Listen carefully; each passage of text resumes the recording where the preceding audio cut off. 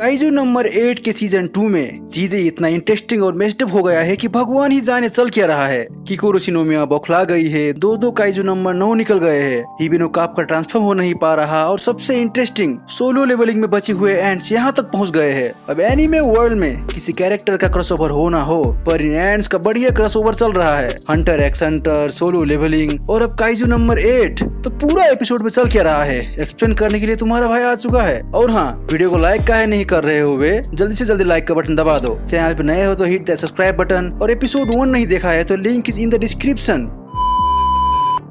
Episode के start में हम देखते हैं जापान के टोक्यो शहर में फिर से एक भूकंप का झटका महसूस होता है। इस बार ये भूकंप इतना बड़ा था कि सारा बिल्डिंग टूटने लगता है, सड़कों पे बड़े बड़े दरारें आ जाते हैं, चारों ओर पूरा तबाही हो जाते हैं और लोगों में एकदम हरदम मच जाता है। अब भूकंप के खत्म होने के बाद हम देखते हैं टोक्यो के शिनागावा वार्ड में उस भूकंप की वजह से काफी बड़ा गड्ढा बन जाता है और उस गड्ढे से सोलो लेवलिंग के बचे हुए एंड्स काफी सारे एंड्स काइजू बाहर निकलने लगते हैं और सारा शहर में तबाही मचाने लगते हैं। अब फिर हम देखते हैं ताचिगावा बेस में अभी सारे रुकियो का ट्रेनिंग खत्म हुआ है, जिसमें काप का और शिनोमिया भी शामिल है। अब काप का ट्रेनिंग खत्म होने के बाद भी एक्स्ट्रा ट्रेनिंग करने लगता है, क्योंकि उसे पता है कि अपना वर्थ प्रूव करने के लिए उसे दूसरे से ज्यादा मेहनत करना होगा। हम देखते हैं किकोरो शिनोमिया को, जो काफी डेस्परेट थी और भी ताकतवर बनने के लिए, वो सीधे कैप्टन नारुमी के रूम में जाती है उससे एक्स्ट्रा ट्रेनिंग के लिए पूछने। पर जैसे ही वो दरवाजा खोलती है, नारुमी जमीन पे सिर झुकाए अपने घुटनों के बल बैठा हुआ था, जिसे देख के किकोरो काफी शौक हो जाती है। अब नारुमी आगे काफी सीरियस टोन में कहता है, शिनोमिया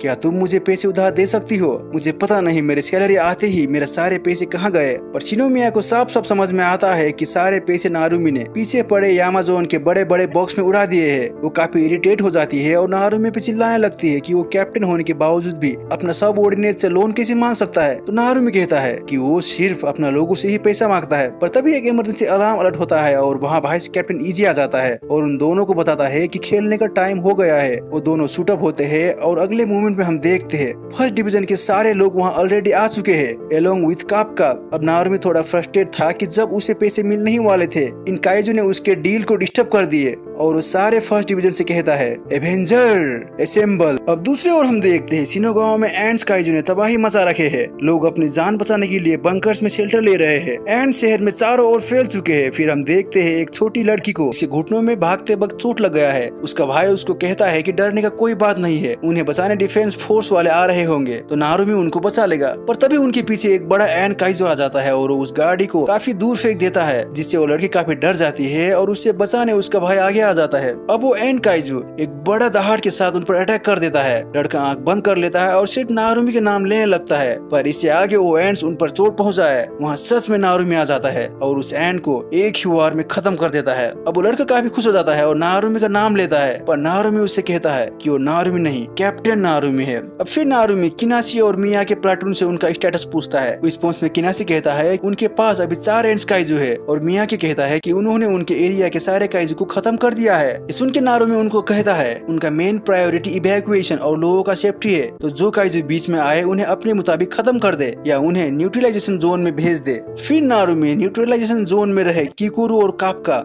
काइजू नंबर 8 को कहता है कि वहाँ आने वाले सारे काइजू को खत्म कर दे। इवैक्यूएशन कंप्लीट हो चुका है तो don't hold back, I expect results. कापका काफी सीरियस हो जाता है, उसे डायरेक्टर का बातें याद आ जाते हैं। वो सोचने लगता है कि डायरेक्टर ने उसे खुद को प्रूव करने का चांस दिया है तो उसे अपना पूरा देना होगा।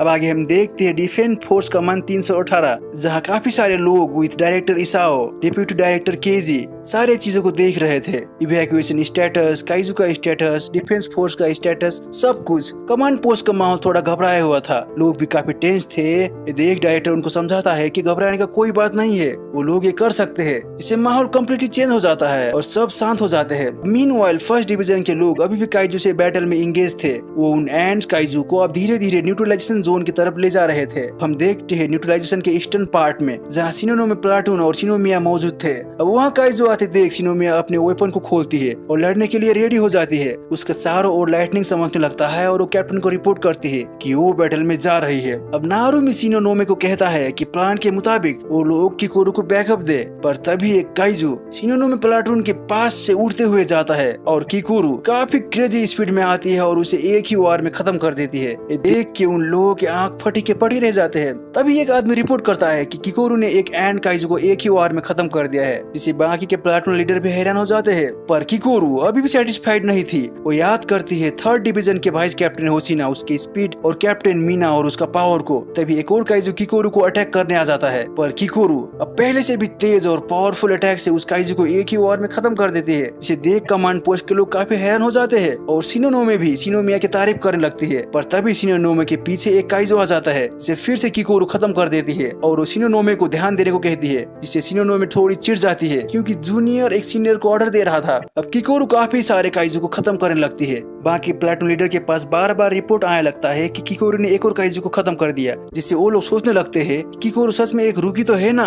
एजी तो नारुमी को कह देता है कि किकोरू नारुमी से स्ट्रॉन्ग है जब वो फर्स्ट ईयर में था, जिससे कैप्टन नारुमी काफी चिढ़ जाता है। पर नारुमी को एक बात काफी अजीब लग रहा था कि कभी बाहर ना आने वाले एंड टाइप काइजू अचानक से बाहर क्यों निकल गए। उसे शक होने लगता है कि कोई इनको कंट्रोल कर रहा है। अब फिर हम देखते हैं न्यूट्रलाइजेशन जोन के वेस्टर्न पार्ट, जहाँ कापका डिप्लॉयड था। वहाँ काफी सारे काइजू आने लगते हैं और कमांड पोस्ट के सारे लोग के आंख कापका पर टिक जाता है। डायरेक्टर, डिप्टी डायरेक्टर सभी देखने के लिए इंटरेस्टेड हो जाते हैं कि हिबिनो काफका काइजू नंबर 8 क्या करने वाला है। अब वेस्टर्न पार्ट में डिप्लॉयड डिफेंस फोर्स के बाकी लोग एंड काइजू से लड़ने लगते हैं, पर काफका काफी डरा हुआ था। उसका पैर कांप रहे थे। खुद को संभालता है क्योंकि उसे पता है कि उसे खुद को प्रूव करना है और अब वो भी लड़ाई के लिए रेडी हो जाता है। वो ट्रांसफॉर्म होता है और एक एंड काइजू को जोर से पंच करता है, पर उस एंड काइजू को उससे कुछ नहीं होता क्योंकि काफका पूरा ट्रांसफॉर्म नहीं हुआ था। वो एंड काइजू अब काफका के ऊपर अटैक कर देता है, पर काफका जैसे तैसे करके उसके अटैक से बच जाता है। उसे पता था कि पार्शियल ट्रांसफॉर्मेशन से कुछ नहीं होने वाला है, पर वो कंप्लीट ट्रांसफॉर्मेशन से काफी डर रहा था कि फिर से नंबर 8 उसका बॉडी पर कंट्रोल कर लेगा और वो किसी को नुकसान पहुंचा देगा। फिर काफका जैसे तैसे खुद को संभालता है और फुल ट्रांसफॉर्मेशन होने लगता है। कमांड पोस्ट के लोग काफी एक्साइटेड हो जाते हैं, पर तभी काफका का ट्रांसफॉर्मेशन फेल हो जाता है। फिर एक एंड काइजू उस पर अटैक करके उसे काफी दूर बिल्डिंग में फेंक देता है। वो काफी शौक में था कि वो ट्रांसफॉर्म क्यों नहीं हो पा रहा। सारे लोग भी काफी हैरान हो जाते हैं कि काइजू नंबर 8 ट्रांसफॉर्म क्यों नहीं कर पा रहा। पर तभी कमांड पोस्ट के लोग देखते हैं कि काफका के ठीक नीचे काफी ताकतवर काइजू का सिग्नल आ रहा है। पर तभी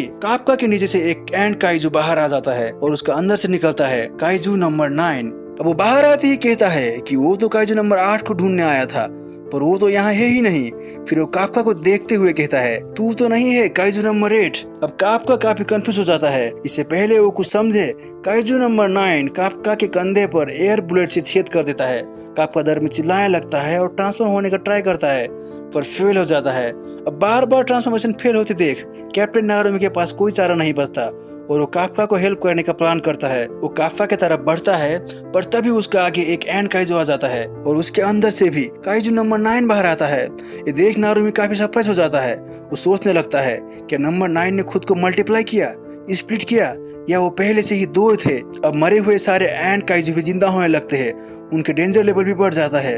एक केस बेसिकली 3rd डिवीजन जैसा हो जाता है, पर उससे बड़े स्केल में। काइजू नंबर 9 के आते ही सारा माहौल चेंज हो जाता है। अब न्यूट्रलाइजेशन जोन के वेस्टर्न पार्ट में बाकी सोल्जर बचे हुए एंड काइजू को खत्म करने के बाद काफका का हेल्प करने का प्लान करते हैं, पर नंबर 9 उन्हें कुछ ही देर में मार गिराता है। फिर वो काफका की ओर मुड़ता है और उसे खत्म करने के लिए उस पर फिर से एयर बुलेट से अटैक करता है, जिससे काफका डॉज तो कर लेता है, पर उसके पैर में हल्का सा चोट लग जाता है। तभी नंबर 9 काफका को जोर से मार के दूर फेंक देता है। अब काफका काफी घबरा जाता है और फिर से ट्रांसफॉर्म का ट्राई करता है, पर फेल हो जाता है। अब उसे लगने लगता है कि वो कभी भी नंबर 8 में ट्रांसफॉर्म नहीं हो पाएगा। फिर हम देखते हैं कमांड पोस्ट में डायरेक्टर शिनोमिया काफी इंपैशेंट होने लगता है। उसके दिमाग में सिर्फ यही बात चल रहा था कि अगर नंबर 8 फिर से अनकंट्रोल हुआ तो वो वापस उसे रोकने के लिए चला जाएगा, पर डिप्टी डायरेक्टर केजी उसे रोक लेता है। एक कह के कि बार बार काइजू का पावर का यूज से डायरेक्टर का जान को खतरा हो सकता। अब नंबर 9 काफका के एकदम पास आ जाता है। वो अब काफका को खत्म करने के लिए रेडी हो जाता है। वो अपना हाथ उठाता है और काफका से कहता है, बाय बाय काइजू नंबर 8। पर तभी किकोरू लाइटनिंग स्पीड में नंबर 9 के पीछे से आती है और उसको एक ही बार में काट देती है, जिसे देख के काफका काफी हैरान हो जाता है। फिर नंबर 9 खुद को रिजनरेट करता है और पूछता है कि अब ये कौन है, पर रिस्पॉन्स में किकोरू एकदम सीरियस टोन में कहती है कि उससे याद करने का कोई जरूरत नहीं है, क्योंकि आज किकोरू उससे मारने वाली है। मैं बोल रहा हूँ भाई, किकोरू क्रेजी हो गई है। अब हम देखते हैं दूसरे काइजू नंबर 9 और कैप्टन नारुमी को। नंबर 9 कहता है कि जल्दी से वो नारुमी को निपटा के दूसरे नंबर 9 को हेल्प करने चला जाएगा, पर नारुमी एक गंदा मुंह बनाते हुए कहता है कि ये नहीं होने वाला। फिर वो नंबर 9 को समझाने लगता है कि नंबर 8 यानी कि काफका सिर्फ एक ऑर्डिनरी सोल्जर है, जबकि नारुमी एक कैप्टन। तो काइजू को नंबर 8 से भी ज्यादा नारुमी से डरना चाहिए। पर इससे पहले वो अपना बातें खत्म करे, नंबर 9 उस पर एयरबोल्ट से अटैक कर देता है। नारुमी उसके अटैक को डच करता है और एक बिल्डिंग के ऊपर चला जाता है और कहता है मैं अभी बात कर रहा था। फिर नंबर 9 उससे पूछता है कि क्या नारुमी नंबर 8 से ताकतवर है। नारुमी उससे कुछ रिस्पॉन्स नहीं देता क्योंकि वो बोलने से भी ज्यादा दिखाने में भरोसा रखता है। तो वो उस बिल्डिंग से जंप करता है, अपना वेपन रेडी करता है और नंबर 9 पर इतना जोर से अटैक करता है कि नंबर 9 उसके अटैक को ब्लॉक करने के बावजूद भी काफी इमेंस प्रेशर फील करता है और ये एपिसोड यही खत्म हो जाता है।